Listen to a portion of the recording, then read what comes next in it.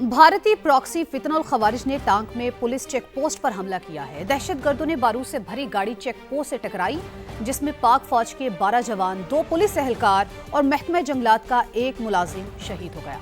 Forces की जवाबी कार्रवाई में 12 खवारिज हलाक हुए। उधर बलूचिस्तान में सरगर्म इंडियन स्पॉन्सर्ड दहशतगर्दों की सरकूबी के लिए भी सिक्योरिटी फोर्सेस का ऑपरेशन अल अज़्म जारी है। मस्तून के इलाके खटपूचा में 4 दहशतगर्द हलाक और मुतादिद जख्मी हुए हैं। सहूलतकारी में मुलविस मुतादिद मुश्तबा अफराद को भी गिरफ्तार किया गया है, जबकि वजीर आजम ने एक बार फिर दुनिया को बावर कराया है कि पाकिस्तान में दहशतगर्दी के पीछे भारत का हाथ है, वही दहशतगर्दों को वसाइल फराहम कर रहा है। शहबाज शरीफ ने कहा कि अफगान सरजमीन दहशतगर्दी के लिए इस्तेमाल हो रही है। तालिबान रजीम दहशतगर्दों को रोकने में मुकम्मल नाकाम है। मुल्क में जारी दहशतगर्दी की लहर, सिक्योरिटी फोर्सेस के ऑपरेशंस और दहशतगर्दी के पीछे कार फरमा अवामिल पर तफसीली बातचीत करेंगे। हमारे साथ मौजूद है दिफाई तजियाकार ब्रिगेडियर रिटायर्ड हारिस नवाज साहब, दिफाई ब्रिगेडियर रिटायर्ड बाबर अलाउद्दीन साहब और सुमेरा खान हमारी रिपोर्टर भी हमें ज्वाइन कर चुकी हैं। तो सबसे पहले बात करते हैं हारिस नवाज साहब पे। हारिस साहब, जिस तरह से टांक में खुदकुश हमला किया गया, फिर उसके बाद सिक्योरिटी फोर्सेस ने जिस तेजी के साथ जवाबी कार्रवाई की है, उससे पाकिस्तान की काउंटर टेररिज्म सलाहियतों में आप कौन सी बेहतरी वाज़ेह होती हुई देख रहे हैं? लेकिन सबसे बड़ी बात यह है कि भारत को जिस तरीके से फील्ड मार्शल तेजाब मुनीर ने जिल्लत में शिकस्त दी, मार के हक में मुंह काला किया, हजीमत सुननी पड़ी, आइसोलेट कर दिया और हम रीजनल स्टेबलाइजर बन गए और फील्ड मार्शल की दुनिया तारीफ करने लगे, ये भारत को बर्दाश्त नहीं हो रहा। और हर मौके पे वो कोशिश करता है कि पाकिस्तान नुकसान बचाए, डिस्टेबलाइज करे। अब प्रॉक्सी के पीछे पड़ा, हिंदुस्तान, और फिर अफगान तालिबान रजीम, इन सबको वो सपोर्ट कर रहे हैं। बात की आपके सामने हम 200 से ज्यादा इंटेलिजेंस बेस्ड ऑपरेशन रोजाना कर रहे हैं। बलूचिस्तान में कंबाइन हमारे ऑपरेशन, मिलिट्री ऑपरेशन हो रहे हैं, केपीके में भी इसी तरीके से हो रही है और बहुत प्रोफेशनल तरीके से किए जा रहे हैं। और 90% आपने देखा होगा हमने कितने ज्यादा ये दहशतगर्दों को जानलेवा किया है। Exactly. वन ऑड इंसिडेंट होता है कि वो निकल के आ जाते हैं, अचानक वो करते हैं, लेकिन उसमें भी आप देखेंगे बार वक्त कार्रवाई प्रोफेशनल तरीके से इमीडिएटली 12 दहशतगर्दों को मार दिया गया। और अभी भी सैनिटाइजेशन कर रहे हैं कि जो भी वहाँ छुपे हुए हैं उन सबको खत्म किया जाए, किसी को ना छोड़ा जाए। दिस स्पीक्स के हमारी सिक्योरिटी फोर्सेस बहुत प्रोफेशनल तरीके से बहुत प्लान करके ऑपरेशन कर रहे हैं और तैयार किया हुआ कि कोई कुर्बानी देनी पड़ी, कोई शहादत देनी पड़े, वी विल नॉट कॉम्प्रोमाइज। यही फील्ड मार्शल तेजाब मुनीर ने भी बात की है। लेकिन इसके लिए बात यह है कि जो 14 हमारे नेशनल एक्शन प्लान के पॉइंट्स हैं उन पे अमल दरार क्यों नहीं, दैट इज वेरी इंपॉर्टेंट। अगर हम वो करें तो हमारा काम बहुत आसान हो जाएगा। जो फौज अपना काम कर रही है, लेकिन जो government of Balochistan, government of federal government ने करना है, उनको अपने काम जरूर करना चाहिए। जिस तरह से आपने कहा, आपका पॉइंट ही लेकर आगे चलेंगे। बाबर साहब भी हमारे साथ मौजूद है, बाबर अलाउद्दीन साहब। बाबर साहब, क्या कहेंगे जिस तरह से ब्रिगेडियर रिटायर्ड हारिस नवाज साहब भी गुफ्तगू कर रहे हैं? उन्होंने कहा कि इंतहाई प्रोफेशनल तरीके से पेशा वराना सलाहियतों को बरूए कार लाते हुए हमारी जो सिक्योरिटी फोर्सेज हैं वो भरपूर तरीके से इकदामात कर रही हैं, जवाब दे रही हैं और ऑपरेशन जारी है, सैनिटाइजेशन ऑपरेशन जारी है और इंशाल्लाह एक ना एक दिन दहशतगर्दी का कला कमा होकर रहेगा।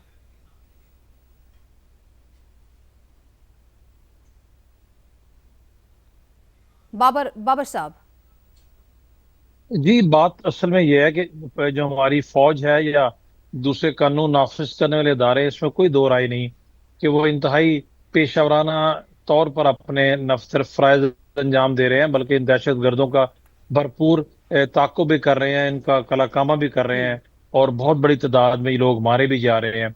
अभी ये हकीकत है कि जिस तरीके से अफगानिस्तान से इनको मदद मिलती है, हिंदुस्तान जिस तरीके से इनको सपोर्ट करता है, वो एक फैक्ट है, उसमें कोई दो राय नहीं है। जो कल के वाक़या जिसकी आप बात कर रहे हैं, जिसको हम जो बड़ी खबर है, जिसमें हमारे 15 फौज के और एफसी के और पुलिस के, बेसिकली फौज और पुलिस के जवान शहीद हुए हैं। मैं इस जगह को जानता हूँ। ये बेसिकली इनको तकलीफ ये थी कि बड़ी इंपॉर्टेंट क्रिटिकल हमारी ये जॉइंट चेक पोस्ट थी, जहां पर इनका आना जाना आमदरफ्त इनकी रुकी हुई थी, चेक होते थे यहाँ पर। अब एक पोस्ट के ऊपर रात के टाइम पे आके आप बारूद से भरी हुई गाड़ी उसके साथ टकरा दें तो ये तो एक ऐसी चीज है दुनिया में जिसको रोकना काफी हद तक नामुमकिन तो मैं नहीं कहूंगा, मुश्किल है बहुत। खुल के मुकाबला नहीं कर सकते फौज का, सिक्योरिटी फोर्सेस का। वहां पर इनको मुंह की खानी पड़ती है, भागते हैं, एग्जैक्टली। इनका हम ताको भी कर रहे हैं। वो तो अपना काम कर रहे हैं, इसमें कोई दो राय है ही नहीं, करते रहेंगे इंशाल्लाह ताला। बट एक चीज जिसके ऊपर मैं भी इसी चीज पे जरा तवज्जो दिलाना चाहूंगा, वो ये है कि साथ साथ जो वो सूबाई हुकूमतें हैं, खास तौर पे केपीके की जो सूबाई गवर्नमेंट है, उनका बीच में जो रोल है बड़ा क्रिटिकल है। अभी फौज या एफसी हर जगह सब कुछ नहीं कर सकती। एक रनिंग फंक्शनल गवर्नमेंट है, उसका रोल एक क्वेश्चनेबल है। उनको अपना फर्ज पूरा करना चाहिए, साथ ही साथ जो उनके करने वाले काम है वो उनको करना चाहिए। देखें, लोगों को सेंसिटाइज किसने करना होता है? वहां पर इलेक्टेड रिप्रेजेंटेटिव्स हैं, अवामी नुमाइंदे हैं, गवर्नमेंट है, गवर्नमेंट की मशीनरी है। तो गैप्स जब तक हम फिल नहीं करेंगे उस वक्त तक ये प्रॉब्लम्स रहेंगी। लाइक वाइज बलोचिस्तान में भी है। बलोचिस्तान में थोड़े इश्यूज डिफरेंट हैं, दोनों जगह के ऊपर डायनेमिक्स डिफरेंट है। तो ये इसमें कोई शक नहीं है, शहादतें हम रोजाना दे रहे हैं और दुनिया उसकी मोतरफ है, इससे ज्यादा दिलेरी हो नहीं सकती। लेकिन ये भी हकीकत है कि ये जो नुकसान है, बहरहाल नुकसान तो ये होता है, इस नुकसान को हमने मिनिमाइज करना है। मिनिमाइज करने के लिए फौज तो अपना भरपूर किरदार अदा कर बिल्कुल। रही है, इंटेलिजेंस बेस्ड ऑपरेशंस भी कर रहे हैं। अभी जो आईडी से ये हमले करते हैं या इस तरह खुदकश हमले करते हैं, उनको रोकना एट टाइम्स मुश्किल होता है, क्योंकि मुकामी आबादी जो है बहुत ज्यादा पॉपुलेटेड एरियाज है, वहां पर इनको कवर बहुत से डायनेमिक्स है, उनको डिस्कस करना हम शुरू करें तो पूरा प्रोग्राम इसमें बिल्कुल ऐसे ही गुजर है। जाएगा हमारा।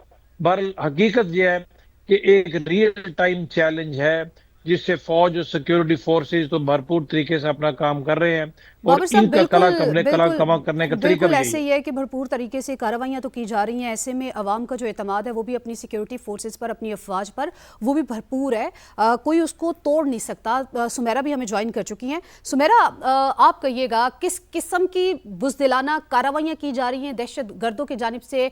लाइक कौन सा तरीक़ाकार जो है वो यूज़ किए जा रहे हैं, और किस तरह से हमारी पाक अफवाज जो है, हमारी जो सिक्योरिटी फोर्सेज है, वो भरपूर तरीके से जवाब दे रही हैं उनको? देखिए, जैसे अभी कुछ देर पहले साथी कॉलीग्स ने, साथी पैनलिस्ट ने निशानदेही की कि जिन इलाकों में ये कार्रवाइयां दहशतगर्दी की हो रही हैं, आप नोटिस करें तो हर वो जगह पाकिस्तान में इस वक्त जहां खैबर पख्तूनख्वा की पंजाब से सरहद मिल रही हो, या खैबर पख्तूनख्वा की बलूचिस्तान से सरहद मिल रही हो, या पंजाब की बलूचिस्तान से सरहद मिल रही, तो ये सरहदी चौकियां हैं, ये इनके लिए एक बड़ा वनरेबल टारगेट होती है, क्योंकि मुश्तरका चौकी पर आज भी अटैक हुआ। और हम तो जितने अरसे से ये काइनेटिक ऑपरेशंस और मिलिट्री के ऑपरेशंस और जितना टेररिज्म के ऑफेंसेस देखते आ रहे हैं, इसमें सबसे वनरेबल पॉइंट यही सरहदी चौकियां होती हैं। डीआई खान की जो सरहदें मिलती हैं, अब ये जिस जगह पर आज भी मुश्तरका चौकी के ऊपर हुआ, वहां पर आप देखें कि इंफ्रास्ट्रक्चर ओवर द इयर्स बहुत मजबूत बना दिया गया, क्योंकि पहले फिर भी कमियां थी, रिसोर्सेस कम थे। जब ये वॉर ऑन टेरर भी शुरू हुई तो इस इलाके के ऊपर सबसे बड़ी, ये इलाका हमेशा से दहशत गर्दों के रडार पर रहा है। क्यों? क्योंकि यहीं से आगे जब आप टांग, जंडोला, डीआई खान और इन इलाकों की तरफ सफर करते हैं, तो आपके सामने पाकिस्तान की ट्राइबल बेल्ट का एक वसी इलाका आता है, और वो दुश्वार गुजार पहाड़ी इलाका है। आगे रेतले मैदान भी हैं। इस तरीके की ऐसी रुकावटें हैं जो कि मिलिट्री के लिए, क्योंकि मिलिट्री एक डिसिप्लिन से चलती है, आर्मी एक डिसिप्लिन से अपने ट्रूप्स मूवमेंट करती है, यूनिट्स डिप्लॉय होती हैं, गैरिजन्स बनते हैं, छावनियां बनती हैं, और फिर इसी तरीके से टेररिज्म को कंटेन करने के लिए मुख्तलिफ स्ट्रैटेजीज अप्लाई की जाती हैं। सबसे बड़ी स्ट्रैटेजी पाकिस्तान की मिलिट्री की ये होती है कि किसी भी तरीके से कोलेटरल डैमेज से बचा जाए। अब कोलेटरल डैमेज से कैसे बचा जाए? दहशतगर्द उसके बिल्कुल ऑपोजिट स्ट्रैटेजी अपनाते हैं कि वो वहां पर जाकर मकामी आबादियों में अपने सहूलतकारों को ढूंढते हैं। और ये चीज अब ढकी छुपी नहीं है कि पाकिस्तान में हमें ज्यादा डैमेज या हमारी जो शहादतें भी ज्यादा इसलिए होती हैं कि फौज आम आवाम के नुकसान की वजह से बहुत फूंक फूंक कर कदम रखती है, और चादर और चार दीवारी और का डेफिनेटली सुमेरा ये बहुत ही ज़्यादा हसास मामला है, तो डेफिनेटली बड़ा सोच समझ के, भरपूर हिकमत अमली के साथ ही कोई ना कोई कदम इसके बारे में उठाया जा सकता है। मैं चाहूँगी कि हमारे साथ ये भी शेयर कीजिएगा कि अभी तक की जो भी कार्रवाइयाँ की गई हैं या हालिया वाक़यात पेश आ चुके हैं, उसमें पाक फ़ौज हो, पुलिस हो, CTD हो और इंटेलिजेंस इदारे हैं, उनके दरमियान मुश्तरका ऑपरेशंस ने किस हद तक मौसर नताइज दिए हैं? ज़रा ये भी हक़ाइक़ शेयर कीजिएगा हमारे नाज़रीन के साथ। देखिए, आपने एकदम से एक स्पाइन इफेक्ट देखा होगा, सर्ज देखी होगी टेररिज्म के वाकयात पे पिछले साल 2025। बहुत ही एक खुरेज किस्म का साल गुजरा है।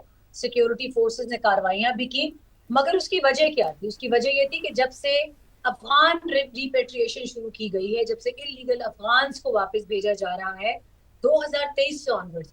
और मैं यहाँ ये भी क्लियर कर दूं कि जितना भी बाहर पाकिस्तान के खिलाफ बाहर बैठकर प्रोपेगेंडा जब किया जाता है, तो वो कहते हैं सिर्फ अफगानों को भेज रहे हैं, जबकि बात दुरुस्त नहीं है। ये एक इलीगल फॉरेनर एक्ट है कि जिसके जरिए तमाम तर इलीगली रिजाइडिंग फॉरेनर्स को भेजा जा रहा है। बदकिस्मती ये है कि उसमें ज्यादातर वो लोग हैं जिनकी हम 50 साल से ज्यादा से मेहमान नवाजी कर रहे हैं। तो रडार में भी वही आते हैं। आप जिस सुसाइड अटैक को उठाएं, जिस बीबीआईडी अटैक को उठाएं, जिस आईडी अटैक को उठाएं, उसके पीछे से आपको अफगान शहरियत मिलती है। तो अब हम क्या करें? अब अगर सोमाली शहरियत होगी तो सोमालिया ही भेजा जाएगा उनको वापस डिटेन करके और उनको इंटेरोगेट करके। लेकिन अफगान इसके अंदर एक बहुत बड़ी तादाद में शामिल है। यहाँ पर मैं आपको ये बता दूं कि ऑपरेशन अज़्म इस्तेहकाम का नाम दे दिया गया था एक प्रोपेगेंडा बनाने के लिए, जबकि लोगों ने समझा ही नहीं कि वो विजन अज़्म इस्तेहकाम है और ये उस तमाम तर और उन तमाम ऑपरेशंस का निचोड़ है कि जिनको माजी में पाकिस्तान की मिलिट्री इन्फोर्स करती रही और उसके बहुत खातिरख्वाह नताइज मिले।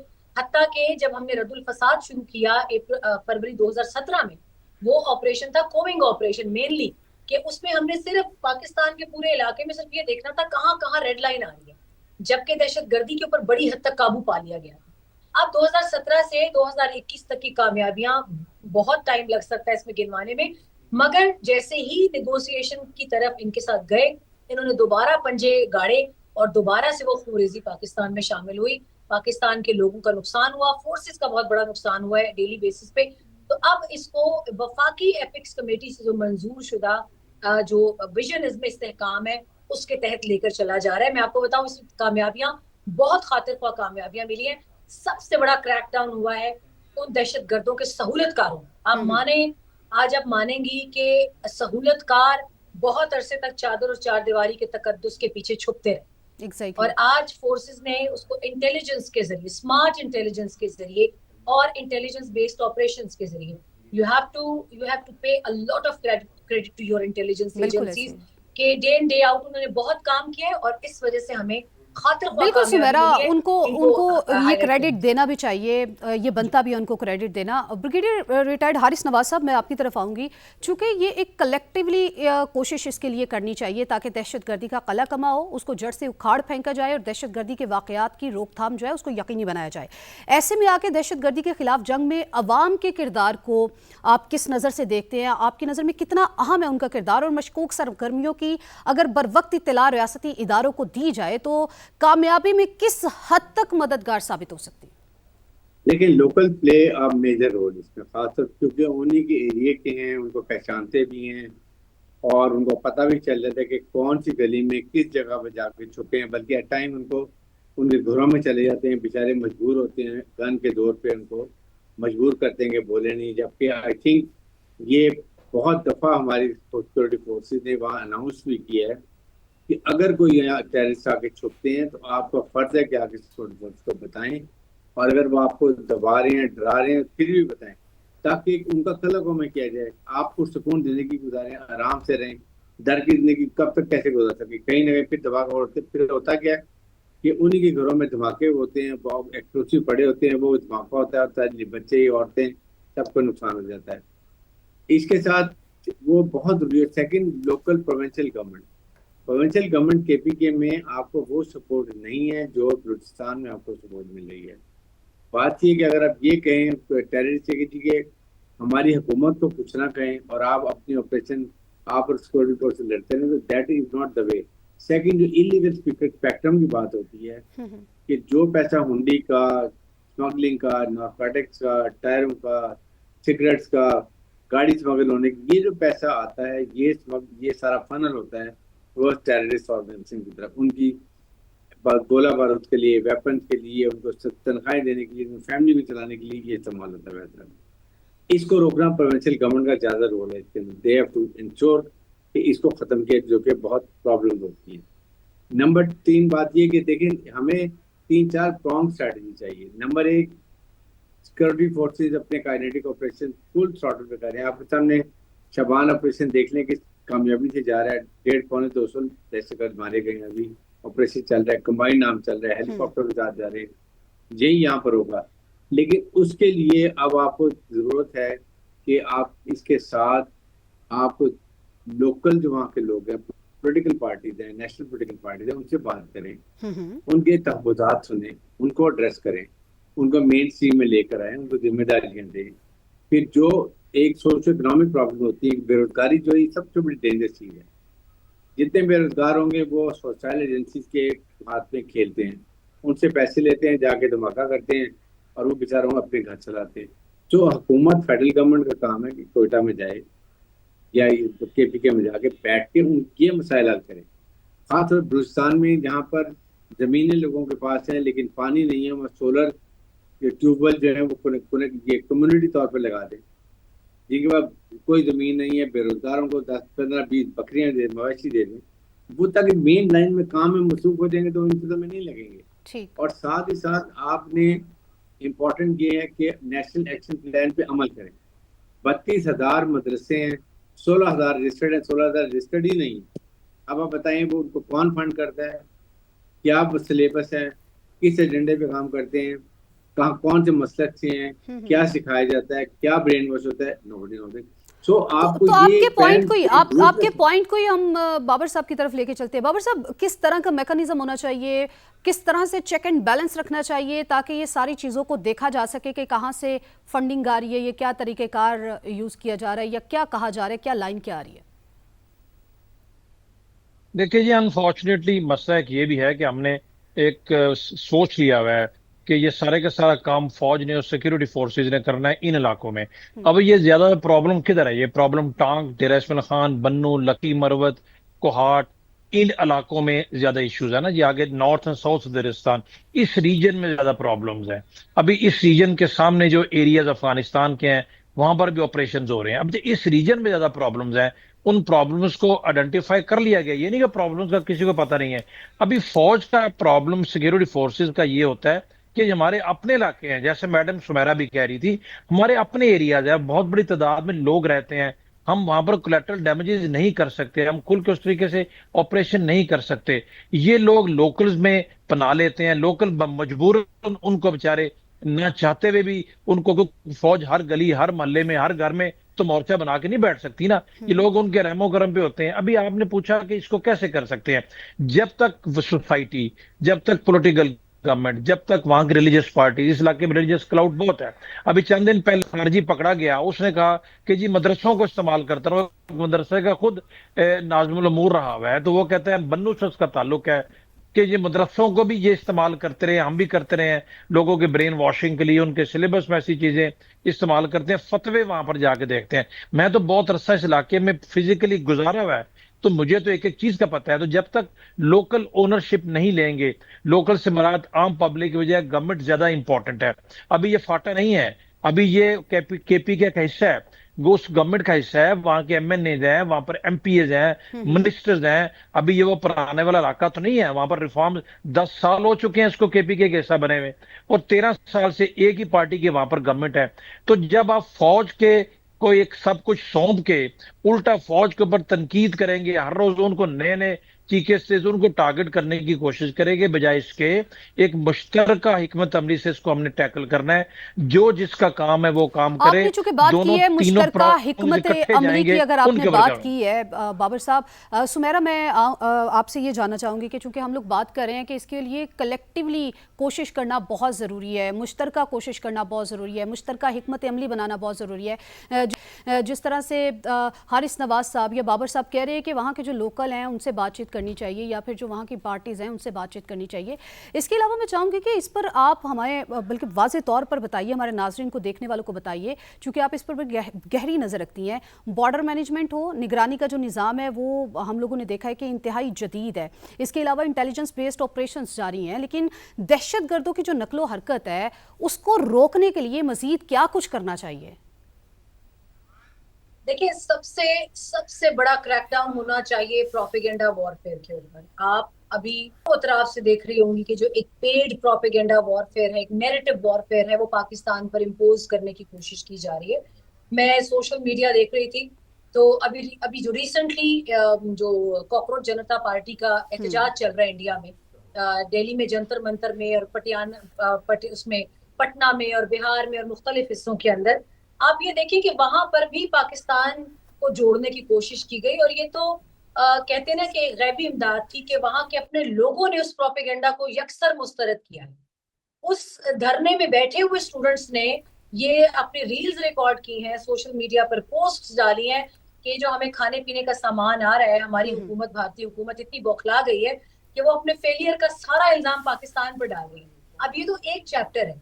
नाउ इमेजिन कि from Afghanistan towards middle east हमारे ऊपर कितने chapters of propaganda and narrative warfare के डाले जा रहे हैं। मैं कुछ आज पोस्ट देख रही थी, कनाडा में एक यंग खातून थी, अब उसका मुहर्रिक कुछ भी हो सकता है, किसी ने भी उनको इस चीज के लिए अप्रोच किया होगा। वो एक इन्फ्लुएंसर है, इतनी ज्यादा तादाद नहीं थी उनके फॉलोअर्स की, विद 300K समथिंग, लेकिन उनका कहना ये था कि इसमें पाकिस्तान के खिलाफ है। और बाय द वे उनका कोई हिंदुस्तान से डायरेक्टली ताल्लुक भी नहीं था। वो किसी टाइम में असाइलम लेके पाकिस्तान से ही, क्योंकि आपको पता है कि यूरोप और कनाडा और अमेरिका जाने का कितना क्रेज है लोगों को, Exactly. चाहे उन्हें किसी भी हद से गुजरना पड़े। तो आज वो ये कह रही थी कि नहीं इन्वेस्टिगेट करवाया जाए पाकिस्तान। तो हमें हंसी भी आती है इन चीजों को देखकर, लेकिन हमारे यहाँ जो टेररिज्म का एक डायलेमा है, ये किसी एक वक्त में लोकल लोगों को भी यकीन नहीं आता था कि उनको पाकिस्तान के खिलाफ भरा जाता है। उनके दिल के अंदर, कल्चर में, रिलीजन के अंदर ट्रेडिशनली पाकिस्तान के खिलाफ नफरत को उभारा जाता है। कभी पंजाबी कार्ड इस्तेमाल करके, कभी सिंधी कार्ड इस्तेमाल करके, कभी बलोची कार्ड इस्तेमाल करके, कभी कश्मीर और जीबी की लड़ाई करा दी जाती है। तो this is something that we need to look deep into it, कि ये मामला, ये तारें जहां से जुड़ी हैं, we should keep providing informative dossiers to international platforms. बहुत जरूरी है। यूएन के पास हमारे इररिफ्यूटेबल एविडेंसेस हैं इसमें भारतीय हाथ के, मजीद भी जाने चाहिए, ये सिलसिला रुकना नहीं चाहिए। अफगानिस्तान के ऊपर पूरी आलमी बरादरी को पता है, मगर अब जो ये नई लहर दहशतगर्दी की आई है, इसमें आपकी बात का क्विकली मैं एक जवाब दे दूं कि पाकिस्तान और अफगानिस्तान के सरहदी इलाके ये नेचर वाइज बहुत सेंसिटिव है। क्यों? क्योंकि यहाँ पर दूसरी जानिब भी कबाइल आबाद हैं, इधर भी कबाइल आबाद हैं, एक दूसरे में रिश्तेदारियां हैं, मगर उनको हर रोज ये बताया जाता है प्रोपेगेंडा के जरिए कि सरहद का कोई काम नहीं है कबाइल और रिश्तों में, सरहद का काम है।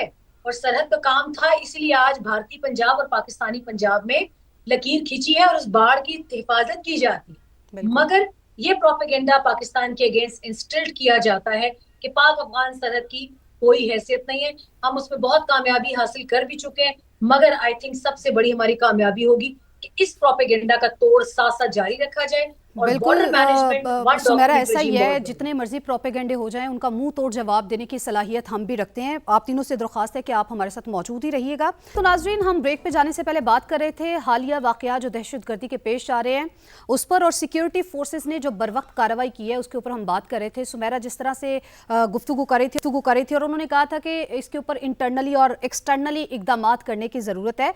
हारिस नवाज साहब, UN के पास एविडेंस हैं, जिस तरह से सुमेरा भी कह रही है, अब और मजीद क्या शवाहिद वहां पर पेश किए जाएं या क्या सिफारती इकदाम करने की जरूरत है कि वहां पर भी सुनवाई हो सके?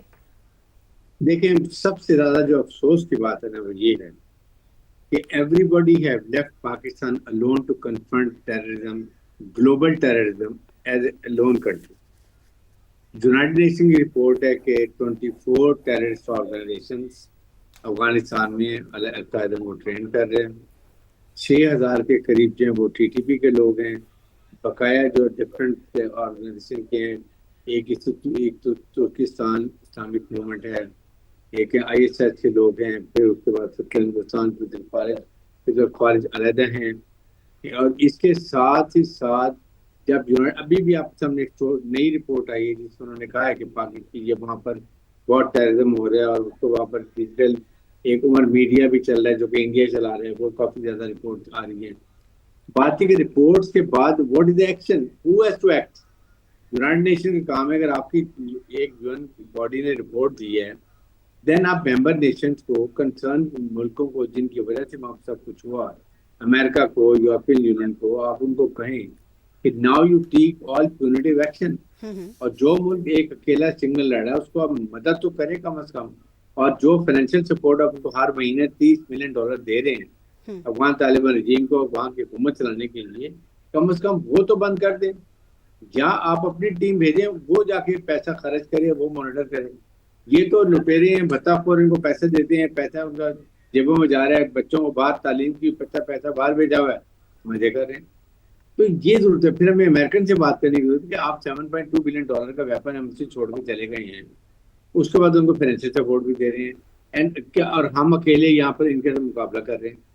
और यहाँ से निकलेंगे तो पूरी दुनिया में फैलेंगे जाके। अमेरिकन, क्योंकि हमारा स्टेचर हाई है, अब अमेरिकन हमारी बात को सुनते हैं, हमारे फील्ड मार्शल की बड़ी रिस्पेक्ट करते हैं। हम ये भी कहें कि जी इंडिया को शटअप कॉल दें कि जी वो वहाँ पर आपके सामने डिस्टेबलाइज पाकिस्तान कर रहा है, प्रॉक्सीज को यूज कर रहा है, वो उसको मना करें। और ओपनली खुला कहते हैं बलूचिस्तान में इंसर्जेंसी को सपोर्ट कर रहे हैं। तो we have to go for, ये मैं जो 3-4 प्रॉन्ग स्ट्रेटेजी बात करता हूँ, ये बात करता हूँ कि हमें मिलके इन चीजों को खत्म करना। ठीक, जिस तरह से आपने कहा है कि कहां कहां पर जाके किन किन से बात करने की ज़रूरत है, आपका पॉइंट तो आ चुका है। बाबर साहब, आपके ख्याल में हारिस साहब ने तो बिल्कुल दुरुस्त कहा है, दहशतगर्दों की माली वसाइल जो हैं उसका ख़त्म होना बहुत ज़रूरी है, लॉजिस्टिक्स सपोर्ट जो है उसका खात्मा बहुत ज़रूरी है, और यही सबसे बड़ा महाज है दहशतगर्दी के ख़िलाफ़ जंग में। अहम महाज इसको हम कहें तो वो गलत नहीं होगा। इसके लिए पाकिस्तान को आपके ख्याल में बैनुल अक़वामी किन फोरम्स के साथ रुजू करना चाहिए? देखिए जी, बात बड़ी क्लियर है। अफगानिस्तान में क्या हो रहा है सबको पता है, दुनिया को पता है। दुनिया को बार बार बताने की ऐसा उस तरीके से जरूरत नहीं। इनकी अपनी रिपोर्ट क्या कहती है, यूएन की रिपोर्ट क्या कह रही है, जो यूके की रिपोर्ट है, रशिया की है, तो रिपोर्ट तो सारी यही कह रही है कि एपी सेंटर वर्ल्ड टेररिज्म बन चुका है। इसमें कोई दो राय नहीं। और ये भी हकीकत है कि जब तक आग किसी के घर पे नहीं पहुंचती उसको दूसरे की परवाह नहीं होती।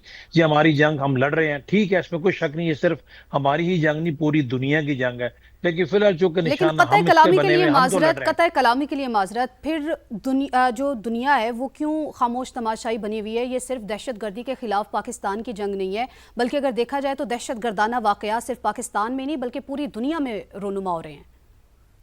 उस तरीके से नहीं हो रहे ना। जब उस तरीके से खुदा ना खासा एक और 9/11 होगा तो सबके कान खड़े हो जाएंगे। अपने अपने इंटरेस्ट की बात है। मेरे ख्याल के मुताबिक किसी से अगर बात करने की जरूरत है तो अमेरिका से बात करने की जरूरत है। उसकी रीजन है कि जो असला यहाँ पर छोड़ के गए हैं वो भी इस्तेमाल हो रहा है, हर महीने उनको पैसे भी देते हैं, और जो वहां पर जो कुछ भी हो रहा है, और साथ ही साथ अफगानिस्तान के साथ साथ हमें हिंदुस्तान का जो वहां पर नेक्सस है उसको मजीद एक्सपोज करने की बहुत जरूरत है। हिंदुस्तान अगर ये काम छोड़ दे तो खुद अफगानिस्तान के अंदर से ये काम उस तरीके से नहीं हो सकता। पैसा कहाँ से आ रहा है? तो हिंदुस्तान को दुनिया में मजीद एक्सपोज करने की जरूरत है, और उनको बताने की जरूरत है कि हिंदुस्तान की वजह से ये खित्ता कितना डिस्टेबलाइज हो रहा है। और मेरा ख्याल है कि आजकल जब से ये ईरान और अमेरिका की जंग में हम मेजर सालिसी का किरदार अदा कर रहे हैं, हमारा जो ओवरऑल लेवल ऑफ कन्वीनियंस है या लेवल ऑफ कॉन्फ्रेंस अमेरिकन के साथ बहुत बेहतर है, चाहे वो प्राइम मिनिस्टर के लेवल पे है या chief of the army staff के लेवल पे है। उसको यूज करते हुए अमेरिकन को रियलाइज कराने की जरूरत, जब वो खुद भी एडमिट करते हैं, अमेरिकी सदर खुद बहुत दफा कह चुके हैं कि जी असला वहां पर अमेरिका का इस्तेमाल जो छोड़ा हुआ था हो रहा है, क्रिटिसाइज भी करते हैं अपनी पहली हुकूमत को, वो तो जो बाइडेन को भी क्रिटिसाइज करते हैं। तो उनको बताने की जरूरत है कि ये आप इसके डायरेक्टली या इनडायरेक्टली जिम्मेदार हैं। इसको जब तक आप कंट्रोल नहीं करेंगे, आज ये हमारे खिलाफ है, कल को पूरी दुनिया में ये फैल जाएंगे। और इस बात से मैं बिल्कुल इत्तेफाक करता हूँ, जो मंथली उनको पैसे देते हैं वो देते हैं इनका हुकूमत, गवर्नमेंट आप उनकी एक्सेप्ट नहीं करते। दुनिया का कोई ठीक, आपके ख्याल में बाबर साहब के पाकिस्तान का जो वक़ार है वो बहुत बुलंद हुआ है, और पाकिस्तान ने चूंकि मेजर सालिसी का किरदार निभाया, तो ऐसे में पाकिस्तान के जो नॉर्थ से वो अमेरिका के साथ बहुत स्ट्रांग हमें दिखाई देते हैं। तो सुमेरा, क्या अकेले अमेरिका के साथ बात कर लेने से ये मामला जो है, दहशतगर्दी जो है, इसका खात्मा जो है वो मुमकिन हो सकता है? क्या अकेला अमेरिका से बात कर ली जाए तो अमेरिका भारत को लगाम डाल सकता है? देखें, बिल्कुल कर सकते हैं। जब वो अपने आपको उनके टैरिफ का एपिसोड याद ही होगा कि कितने बड़े बड़े स्टेटमेंट्स जयशंकर ने दिए, कितने बड़े बड़े स्टेटमेंट्स इंडियन प्राइम मिनिस्टर ने दिए कि हम बिल्कुल किसी के आगे नहीं जाएंगे डिस्कशन के लिए, हम सरेंडर नहीं करेंगे, हम नेगोशिएशंस तक के लिए नहीं बैठेंगे, हम अपना डेलीगेशन नहीं भेजेंगे वॉशिंगटन। यहाँ तक बात हुई, और इंडियन मिशन इन वॉशिंगटन की तरफ से बड़े ऑब्नॉक्शियस किस्म के स्टेटमेंट सामने आए। लेकिन आखिरकार वही इंडियन गवर्नमेंट गई ना घुटनों के बल अमेरिका के सामने।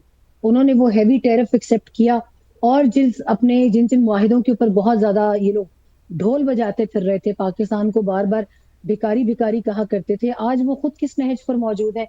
आज वो यहाँ तक अपने लोगों के सवालों का जवाब नहीं दे सकते कि आपने इतनी बड़ी जंग में बगैर कॉन्सिक्वेंसेस का सोचे हुए इसराइल जाकर इतनी बड़ी इंडोर्समेंट कर कैसे दी, और फिर उसके बाद आपने किस मुंह से ईरान से भी जाके ताजियत की, और फिर उस ताजियत के 2 दिन के बाद ईरान का जहाज भी डुबा दिया उनको उनके कोऑर्डिनेट्स देके। तो भारत इस वक्त अपनी खारजा पॉलिसी के अंदर एक अमलगमेशन की सिचुएशन के अंदर है। In diplomacy this is the worst stage it can be for any country if we look at it from any diplomatic prism. तो इंडिया तो अपने हालात में है, लेकिन इस वक्त अगर अमेरिका की जानिब से देखें, जब टॉक्स हो रही थी ना इस्लामाबाद में, हम बार बार कह रहे थे कि Pakistan should cash big time on this blank cheque, economically भी, डिप्लोमेटिकली भी और काइनेटिकली भी।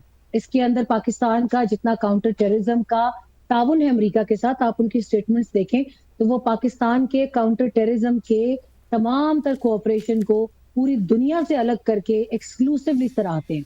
मगर हम अभी तक उन अपॉर्चुनिटीज को कैश इन नहीं कर पाए। अगर हम कैश इन करते हैं, ये $46 मिलियन तो हम फौरी तौर पर अफगानिस्तान का बंद करवा सकते हैं। इसमें ठीक है, अभी यकीनन तक बहुत हम बड़ी उन कामयाबी है। अपॉर्चुनिटीज को कैश नहीं कर पाए, किस तरह से इसको कैश किया जाएगा, इस पर हम एक ब्रेक के बाद बात करेंगे। Welcome back. तो नाज़रीन, जिस तरह से पाकिस्तान की सिक्योरिटी फोर्सेस या पाकिस्तान की अफवाज पाकिस्तान जो है वो जिस तरह से जवाब दे रही है दहशतगर्दी का, और जिस तरह से भरपूर तरीके से कार्रवाइयों का जवाब दिया जा रहा है, जो मॉडल अपनाया जा रहा है, मैं चाहूँगी कि अपने पैनल से इस पर गुफ्तगू करें। हारिस नवाज साहब, पाकिस्तान की जानिब से जो दहशतगर्दी के खिलाफ जंग में मॉडल अपनाया गया है कि खित्ते बाबर साहब आप इस पर कहिएगा कि पाकिस्तान जो मॉडल अपना रहा है दहशतगर्दी के खात्मे के लिए, क्या आपके ख्याल में पूरी दुनिया के लिए या दीगर ममालिक के लिए वो एक मिसाल साबित हो सकता है? जी, जहाँ तक पाकिस्तान आर्मी की या पाकिस्तान की सिक्योरिटी फोर्सेस के ऑपरेशंस का पैटर्न का ताल्लुक है, उस तरीकाकार का ताल्लुक है जिस तरीके से हम दहशतगर्दी के खिलाफ ये जंग लड़ रहे हैं, इसमें कोई शक नहीं है। क्योंकि मैं जैसे आपको पहले जिक्र किया, प्रैक्टिकली खुद इसका हिस्सा रहा हूँ। वो मॉडल फौज की हद तक तो एक बेहतरीन मॉडल है। दुनिया की बहुत सारी फौज में, आर्मीज में, ट्रेनिंग इंस्टीट्यूशंस में हमारे बहुत सारे इन ऑपरेशंस को एज केस स्टडी पढ़ाया भी जाता है, बताया भी जाता है, उसमें कोई दो राय नहीं है। ऑल्दो डिफरेंट रीजन है ना, जैसे मैंने पहले कहा, बलोचिस्तान के डायनामिक्स डिफरेंट हैं, केपी के डायनामिक्स डिफरेंट हैं। दोनों जगहों पर हमें मुख्तलिफ तरीकों से डील करना पड़ता है, बट बेसिकली जो कॉन्सेप्ट है हमारा इंटेलिजेंस बेस्ड ऑपरेशंस का, ये एक बेहतरीन कॉन्सेप्ट है। क्योंकि इस तरह की जंग जिसका कोई दुरानिया नहीं होता, ये एक लंबी जंग होती है। इसमें इसी तरीके से ऑपरेशन से जब तक आप इनका कला कमा नहीं करेंगे, इनको ज्यादा नुकसान नहीं पहुंचाएंगे, इनके सहूलतकारों को, मुख्तलिफ स्ट्रैटेजीज है, प्रॉन्ग इसके डिफरेंट होते हैं। एक तो सहूलतकारों को उनको पकड़ना, उनको मारना, फिर जो इनके लोग फुट सोल्जर्स हैं जो उनके यूज होते हैं उनको, फिर इनके जो कमांडर्स, की कमांडर्स हैं, उनको टारगेट करना, ताकि इनका ओवरऑल कमांड एंड कंट्रोल का जो स्ट्रक्चर है वो डैमेज हो। और जब वो डैमेज होता है तो उससे बहुत फर्क पड़ता है। तो मॉडल फौज की हद तक तो बेहतरीन एक मॉडल है। काइनेटिक ऑपरेशन जो हम कर रहे हैं उसमें कामयाबी भी तभी हमें हम हासिल हो रही है, अदरवाइज आपको कामयाबी हासिल ना होती। अभी फर्क सिर्फ इतना जी, होता है कि ज़ाहिर है बलोचिस्तान में चूंकि आबादी कम है, जहां पर आबादी कम होगी वहां पर ह्यूमन इंटेलिजेंस ज़ाहिर है उस पे भी उस हद तक आपको अवेलेबल नहीं होती। केपी के इन इलाकों में आबादी ज्यादा है, ह्यूमन ठीक। इंटेलिजेंस ज्यादा इफेक्टिव मौसर होती है। इसलिए दोनों एरियाज में आपको टाइप ऑफ ऑपरेशंस डिफरेंट है, और वहां पर जो आपको इफेक्ट्स अचीव हो रहे हैं वो भी ठीक। डिफरेंट है। बट बाबर मेरे साहब, ख्याल के मुताबिक आपका पॉइंट आ चुका है कि आपने चूंकि कहा है कि ये जो मॉडल है ये सिर्फ फौज की हद तक ठीक है। सुमेरा, आप क्या कहेंगी? हमने देखा है कि जिस तरह से आगाही मुहिम भी चलाई जाती है, आवाम को भी इन्वॉल्व किया जाता है, और कहीं ना कहीं कोशिशें की जाती हैं कि मुश्तरका हिकमत अमली बनाई जाए। ये मॉडल जो है क्या पूरी दुनिया के लिए या दीगर ममालिक के लिए एक मिसाल साबित हो सकता है? देखिए, आपकी इस बात को मैं सबसे पहले I condone it with the number of sacrifices Pakistan has been rendering, and Pakistan has rendered, it's crossing 94,000 right now, both civilian, military, paramilitary and everyone included.